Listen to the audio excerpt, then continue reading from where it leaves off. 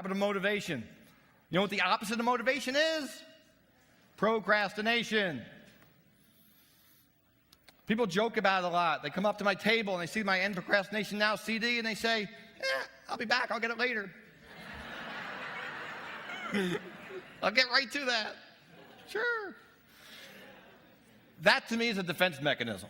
People were a little skittish about talking about it. That word has a lot of power, I've noticed. It triggers a lot in people's minds because we know, we all do it. I'm with you. How do you think I created the program? I was my first client. I am a recovering procrastinator. It's okay. And I say that because we're always fighting that. Always fighting the challenges, the distractions, right? Easy to get distracted. So the first dozen clients or so I had were business leaders, CEOs, owners of companies worth millions of dollars. They came to me to help them. I'm coaching them. Along the process, we realized, this is just procrastination. Just do it. They needed me to help them, tell them to do that. But we get all caught up in all sorts of excuses. Right? We tend to default to the path of least resistance. Do the easy stuff. Distracts us. That's procrastination. How many people would admit that procrastination is a challenge for you? Raise your hand. Keep your hands raised as I ask this question. How many will admit that they have procrastinated on some part of their job search in the last weeks, days, months, years?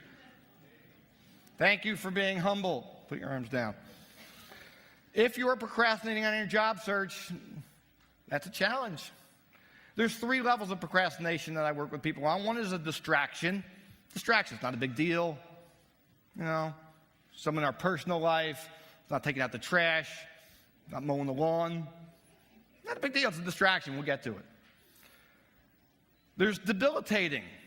Now it's starting to impact. Starting to impact our relationships, starting to impact the results we get. It's on the way to the 3rd level, which is destructive.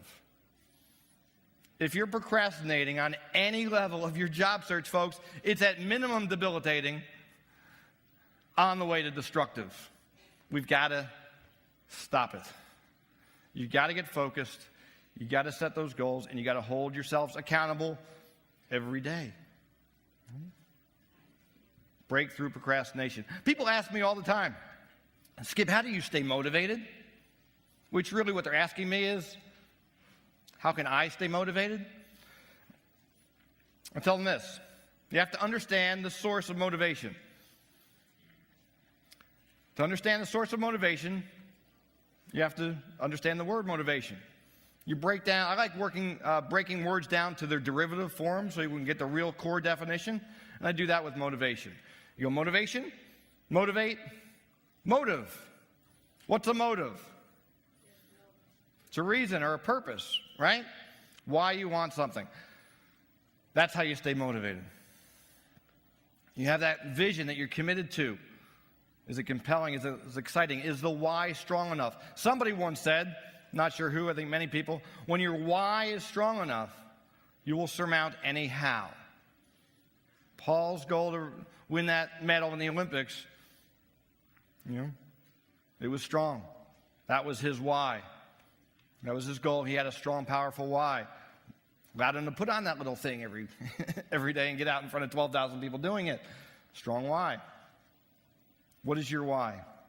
So what is your motivation for moving forward, for getting that ideal position that you're after, for fulfilling that commitment of that vision? That's the challenge. So, your assignment, and you are going to choose to accept it in the next 30 seconds. On your handout, write down the thing you were admitting to procrastinating on in your job search. Write that down on the handout. And then take a moment to write down what's the compelling reason. Why is it vitally important that you take immediate and consistent action towards fulfilling that? You have 30 seconds. Go.